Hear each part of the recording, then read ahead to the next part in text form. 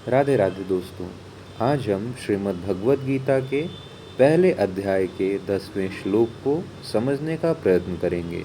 तो 10वां श्लोक है, अपर्याप्तं तदस्माकं बलं भीष्माभिरक्षितं पर्याप्तं त्विदमेतेषां बलं भीमाभिरक्षितम्। अब सदैव के भांति हम हर एक शब्द का अर्थ समझेंगे, तत्पश्चात तात्पर्य।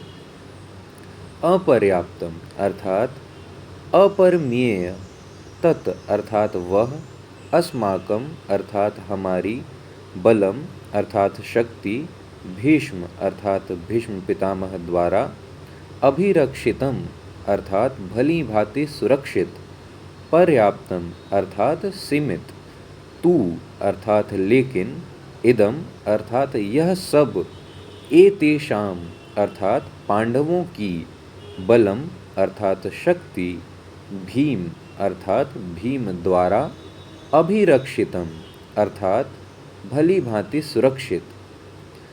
हमारी शक्ति अपरिमेय है और हम सब पितामह द्वारा भली भांति संरक्षित हैं, जबकि पांडवों की शक्ति भीम द्वारा भली भांति सुरक्षित होकर भी सीमित है। तात्पर्य यह है कि यहाँ पर दुर्योधन ने तुलनात्मक शक्ति का अनुमान प्रस्तुत किया है। वह सोचता है कि अत्यंत अनुभवी सेना नायक भीष्म पितामह के द्वारा विशेष रूप से संरक्षित होने के कारण उनकी सशस्त्र सेनाओं की शक्ति अपरिमेय है। दूसरी ओर पांडवों की सेनाएं सीमित हैं, क्योंकि उनकी सुरक्षा एक कम अनुभवी नायक भीम द्वारा की जा रही है, जो भीष्म की तुलना में नगण्य है।